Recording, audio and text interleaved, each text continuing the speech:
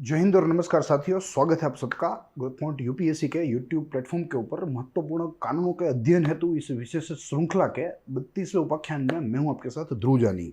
जैसे आपको मालूम है, इस कानून की महत्वपूर्ण पुस्तक या बुक को हम लोग आधार रखकर इस श्रृंखला के तहत अलग अलग महत्वपूर्ण कानूनों के बारे में चर्चा कर रहे हैं। काफ़ी सारे कानूनों के बारे में हमने चर्चा कर भी ली है।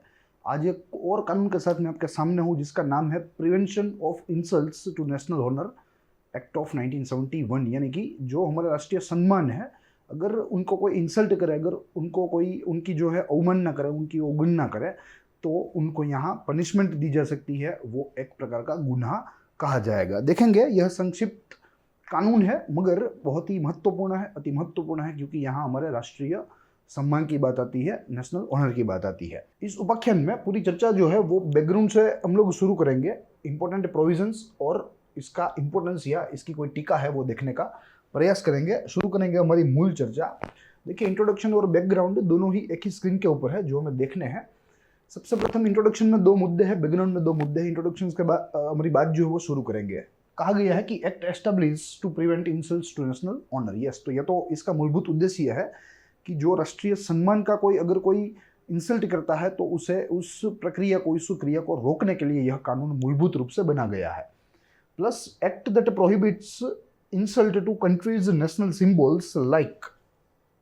नेशनल हमारा जो ऑनर है, राष्ट्रीय सम्मान है, वो हमारे कुछ नेशनल सिंबल्स के तहत निहित है, जिनमें हमारा नेशनल फ्लैग है, यानी कि हम उसे तिरंगा कहते हैं, हमारा एम्बलम है। उसके बाद हमारा कॉन्स्टिट्यूशन है, etcetera etcetera.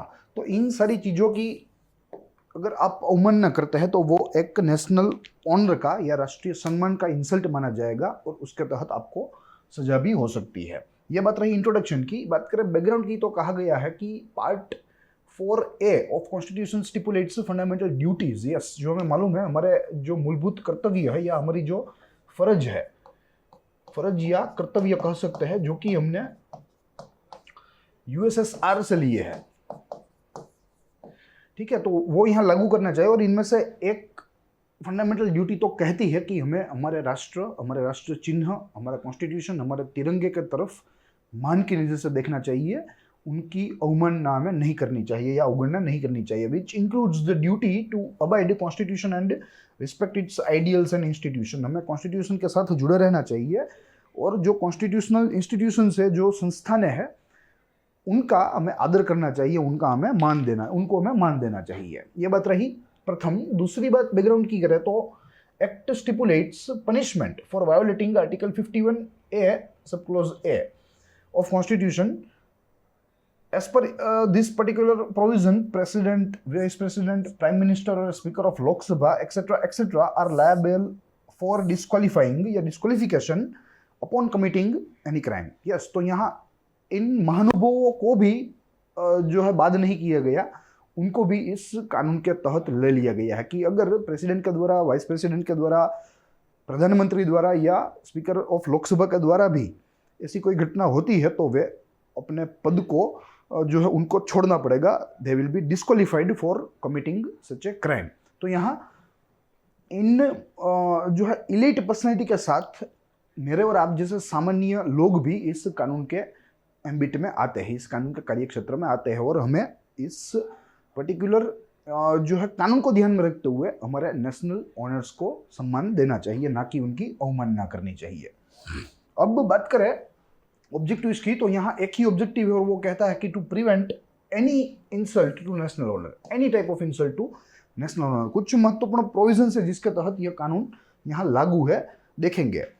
First of all, the act specifies that whoever in a public place or any other place, within a public place or any other place, within public views, burns, mutilates, defaces, defiles, defigures, destroys, tramples upon, or otherwise shows disrespect or brings into contempt, whether by words either spoken or written or by act, the Indian national flag or the Constitution of India or any part thereof, they shall be punished with imprisonment for a term which may be extended up to 3 years or a fine or with both, which is mentioned in section 2 of the article. Yes, तो ये basically punishment की बात करता है। चाहे कोई भी जगह हो, चाहे पब्लिक हो, चाहे प्राइवेट जगह हो, चाहे पब्लिक के सामने हो, चाहे उनकी पीठ के पीछे हो, अगर किसी ने भी हमारे राष्ट्रीय सिंबल या फ्लैग हो या कॉन्स्टिट्यूशन हो या उनका कोई भाग हो, उनके साथ बदतमीजी की, उनके साथ कोई अवमानना की, तो उनको सजा हो सकती है। They will be imprisonment and the term can be extended up to 3 years। ठीक है, और साथ में उनको जो है धनराशि का भी पेनल्टी, धनराशि की भी पेनल्टी उनको लग सकती है।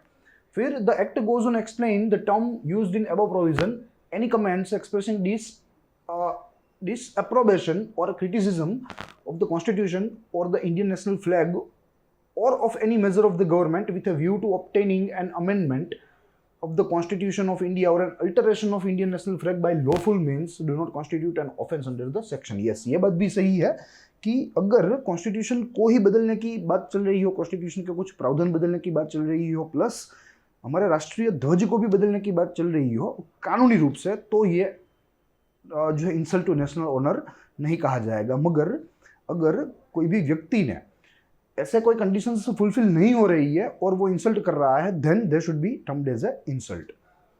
Further it explains that any national flag includes any picture, painting, drawing, photograph or other visible representation of the Indian national flag or any part thereof made of any substance or represented on any substance। yes, तो ये भी एक particular बात है कि इन सारी चीज़ों का भी हमें ध्यान रखना है, otherwise it will be insult। Public place means any place intended for use by or accessible to the public and includes any public convenience। yes, तो public place का यहाँ बहुत ही लिबरल मतलब दिया गया है, बहुत ही वाइड परिभाषा दी गई है कि कोई भी ऐसी जगह जहाँ लोग आते जाते हो, लोगों के उपयोग के लिए बनी हो, उसे पब्लिक प्लेस कहते हैं।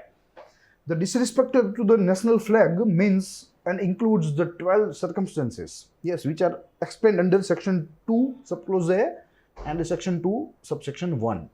देखेंगे सबसे प्रथम है उसमें ए gross affront or indignity offered to Indian national flag. Yes, Indian national flag के साथ बदसलूकी, बदतमीजी, dipping the Indian national flag in salute to any person or thing. Yes, किसी भी व्यक्ति वस्तु के लिए हमारे राष्ट्रीय ध्वज को नीचा जो गिराना, वो भी अपने आप में एक अवमानना या इंसल्ट कहलाएगा। Flying the Indian national flag at half mast on public building in accordance with the instruction issued by the government or using the Indian national flag as a drapery in any form whatsoever except in state funerals or armed forces or other military forces funerals. Yes, सरकार ने अगर कोई दिशा निर्देश नहीं दिए है तो half मास्ट पर हम लोग पब्लिक बिल्डिंग के ऊपर फ्लैग लगा नहीं सकते। अगर सरकारी दिशा निर्देश नहीं है तो वो इंसल्ट माना जाएगा, सरकारी दिशा निर्देश है तो कोई दिक्कत नहीं है।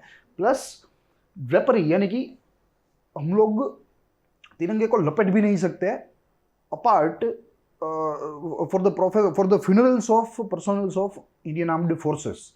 ठीक है, उनके अलावा हम लोग राष्ट्रध्वज को लिपट नहीं सकते। Using national flag, first one, as a portion of costume, uniform or accessory or any other description which is worn below the waist of any person। yes, below the waist of any person राष्ट्रीय ध्वज नहीं जो है पहना जा सकता या उनका उपयोग नहीं किया जा सकता हमारे कपड़ों में। Second, by embroidering or painting it on cushions, handkerchiefs, napkins, undergarments or any other dress material। yes, तो इन सारी चीज़ों पर भी हम उसका उपयोग नहीं कर सकते, जैसे हाथ रुमाल हो या तकिया हो या नैपकिन हो या हमारे अंडरगारमेंट्स हो। Plus putting any kind of inscription upon the Indian national flag will be also termed as a insult.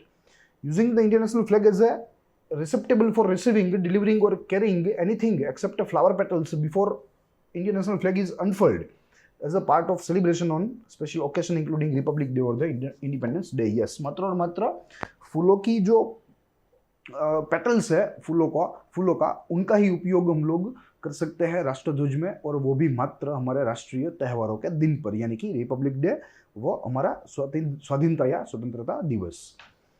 Plus using Indian national flag as a covering for statue और ए मोन्यूमेंट ऑफ और a speaker's desk at a speaker's platform. Yes, तो ये भी वर्जित है, ये भी नहीं किया जा सकता, प्रतिबंधित है। Allowing the Indian national flag to touch the ground or the floor or trail in water intentionally। yes, intentionally यानी कि जानबूझकर हमारे तिरंगे को जमीन दोस्त करना, वो भी अपने आप में एक इंसल्ट माना जाएगा। Draping the international flag over the hood, top and sides or back of any vehicle, train, boat or aircraft or any other similar project. Yes, तो हमारे व्हीकल्स की बॉडी के ऊपर भी हम लोग हमारा तिरंगा लिपट नहीं सकते। Using the Indian national flag as a covering of a building नहीं किया जा सकता। Intentionally displaying the Indian national flag with saffron down. Yes, intentionally बात की गई है, जानबूझकर उल्टा दर्शाना हमारे इंडियन नेशनल फ्लैग को, तो ये सारी चीजें मिलकर अपने आप में इंसल्ट कहलाएगी हमारे जो है तिरंगे या हमारे नेशनल ऑनर के विरुद्ध में। Apart from the national flag and the constitution, the act also protects the honour of the national anthem.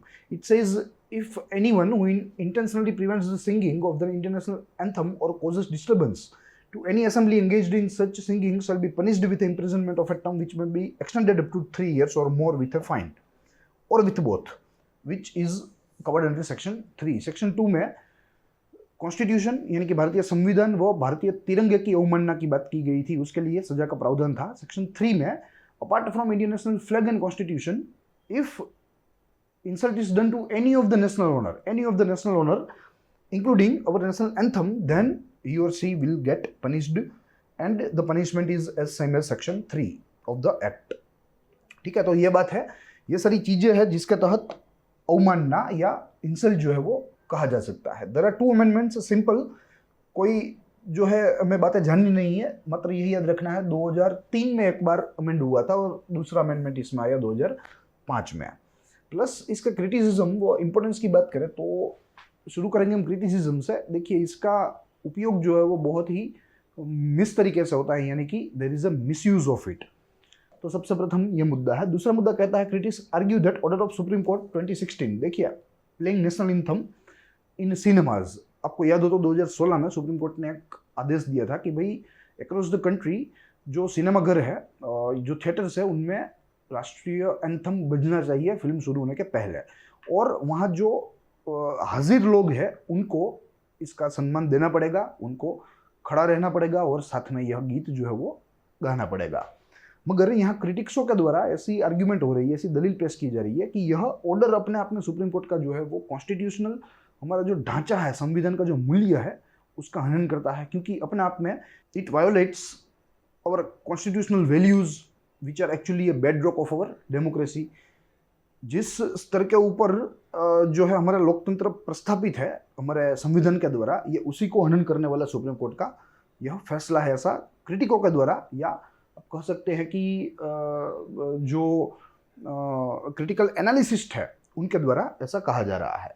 On the other hand, अगर इंपॉर्टेंस की बात करें तो 2 इंपॉर्टेंस है। It checks insult of national honour by fringe elements. Yes, क्योंकि भारत में fringe elements बहुत ही ज़्यादा है, तो ये भी बहुत ही महत्वपूर्ण है कि इनके द्वारा हमारे नेशनल ऑनर का इंसल्ट ना हो, इन्हें हम रोक सकें, तो इस एक्ट के द्वारा हम लोग रोक सकते हैं। दूसरी बात है कि act reports all types of dishonour, तमाम प्रकार के जो है अवमान्य है, तमाम प्रकार के वो यहाँ इस कानून के द्वारा कवर होते हैं, वेदर देयर पब्लिक और नॉट, चाहे पब्लिक में किया हो, चाहे निजी धोरण पे किया हो, चाहे इंटेंशनल हो, चाहे अदरवाइज हो, यानी कि जानबूझ के हो या अनजाने में हो।